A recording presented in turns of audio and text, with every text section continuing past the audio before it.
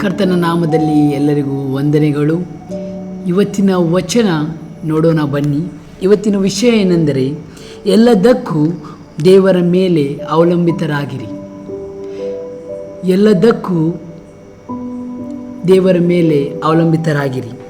ನಾವು ಯಾವಾಗ ಕೀರ್ತನೆ 121 ಅಧ್ಯಾಯ 1-2 ವಚನ ನೋಡುತ್ತೇವೋ ಅಲ್ಲಿ ಹೀಗೆ ಬರೆಯಲ್ಪಟ್ಟಿದೆ, ನಾನು ಕಣ್ಣೆತ್ತಿ ಪರ್ವತಗಳ ಕಡೆಗೆ ನೋಡುತ್ತೇನೆ, ನನ್ನ ಸಹಾಯವು ಎಲ್ಲಿಂದ ಬರುವುದು?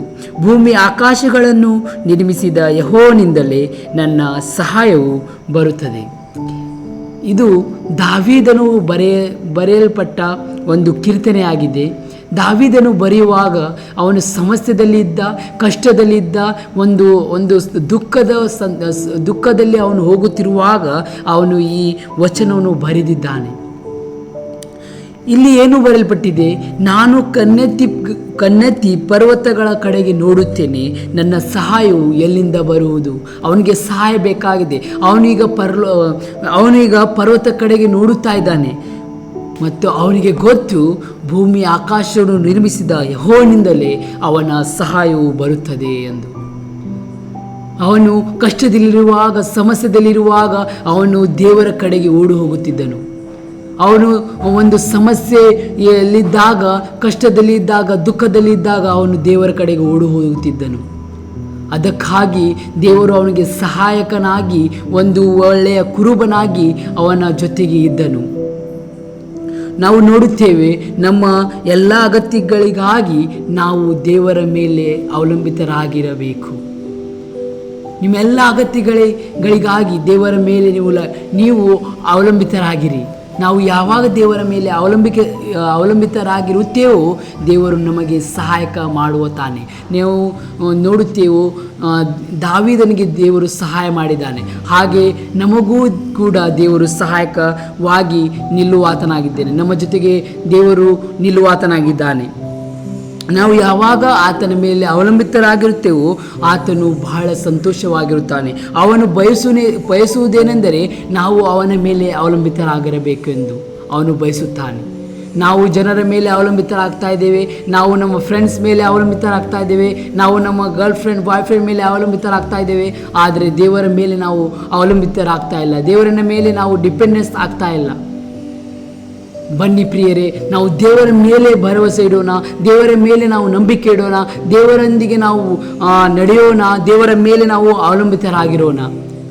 ನಮ್ಮ ಸಹಾಯ ಅವನಿಂದ ಮಾತ್ರ ಬರೋಲಿಕ್ಕೆ ಸಾಧ್ಯವಾಗಿದೆ. ನಾವು ಕಷ್ಟದಲ್ಲಿರುವಾಗ, ದುಃಖದಲ್ಲಿರುವಾಗ, ನಾವು ಒಂದು ಸಮಸ್ಯೆದಲ್ಲಿರುವಾಗ ಆತನ ಮೇಲೆ ನಾವು ಅವಲಂಬಿತರಾಗಿರೋಣ.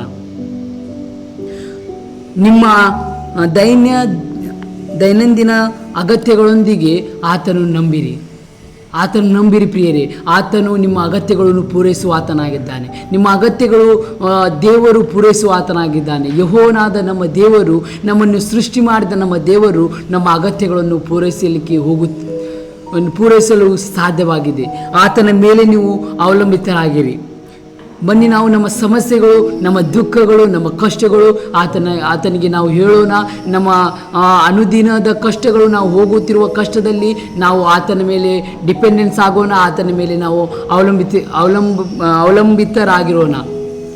ನಾವು ಆತನ ಮೇಲೆ ಯಾವಾಗ ನಾವು ಅವಲಂಬಿತರಾಗಿರ್ತೇವೋ ಆತನು ನಮಗೆ ಸಹಾಯಕನಾಗಿ, ಒಂದು ಕೋಟೆಯಾಗಿ ನಮ್ಮನ್ನು ಕಾಯುವ ಆತನಾಗಿದ್ದಾನೆ, ನಮಗೆ ಸಹಾಯಕ ಮಾಡುವ ಆತನಾಗಿದ್ದಾನೆ.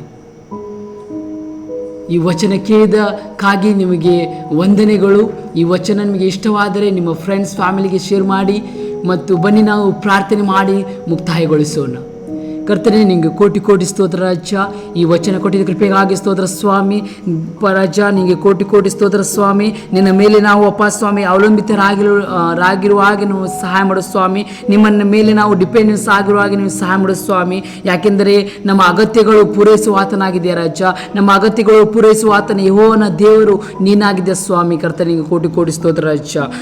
ಸ್ವಾಮಿ, ನೀವು ನಮ್ಮನ್ನು ರಾಜ ಕರ್ತನೆ ಈ ದಿನ ಕೊಟ್ಟಿದ್ದ ಕೃಪೆಗಾಗಿ ಕೋಟಿ ಕೋಟಿ ಸ್ತೋತ್ರ ಸ್ವಾಮಿ.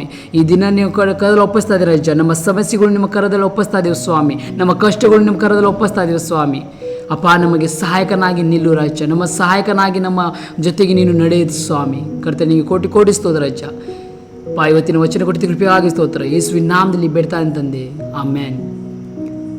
Thank you family. ನಮ್ಮ ಜೊತೆ ಕೂಡಿದ್ದಕ್ಕಾಗಿ, ವಚನ ಕೇಳಿದ್ದಕ್ಕಾಗಿ ನಿಮಗೆ ಕೋಟಿ ಕೋಟಿ ವಂದನೆಗಳು. ಆಮೇನ್.